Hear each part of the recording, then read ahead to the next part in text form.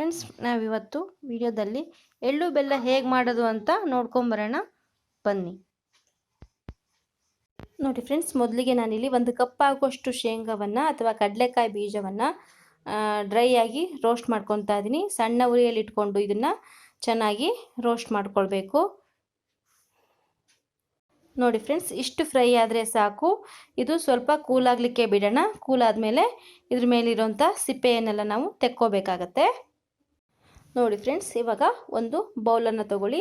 ಅದಕ್ಕೆ ನೋಡಿ ನಾನು ಇವಾಗ ಹುರಿದಿಟ್ಟಂಥ ಶೇಂಗಾ ಏನಿದೆ, ಕಡಲೆಕಾಯಿ ಬೀಜ, ಅದ್ರ ಮೇಲಿನ ಸಿಪ್ಪೆ ಎಲ್ಲ ತೆಗೆದುಬಿಟ್ಟು ಅದನ್ನು 2 ಪೀಸ್ಗಳಾಗಿ ಮಾಡಿ ಅದರಲ್ಲಿರೋ ಹೊಟ್ಟುಗಳನ್ನೆಲ್ಲ ನಾನು ತೆಕ್ಕೊಂಡು ಹಾಕ್ಕೊಂಡಿದ್ದೀನಿ. ಸುಮಾರು ಒಂದು 3/4 ಕಪ್ ಆಗಿದೆ. ನಂತರ ಕೊಬ್ಬರಿ, ಇದನ್ನು ಕೂಡ ನಾನು ಸಣ್ಣದಾಗಿ ಕಟ್ ಮಾಡಿ ಬಳಸ್ತಾ ಇದ್ದೀನಿ. ಒಂದು 3/4 ಕಪ್ ಅಷ್ಟಿದೆ.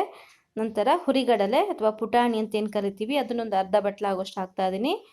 ನಂತರ ಇಲ್ಲಿ ಬೆಲ್ಲವನ್ನು ಸಣ್ಣದಾಗಿ ಕಟ್ ಮಾಡಿ ಹಾಕ್ತಾ ಇದ್ದೀನಿ. ನಂತರ ಬಿಳಿ ಎಳ್ಳು, ಇದನ್ನೊಂದು 1/4 ಕಪ್ ಆಗುವಷ್ಟು ಬಿಳಿ ಎಳ್ಳನ್ನು ಹಾಕ್ತಾ ಇದ್ದೀನಿ.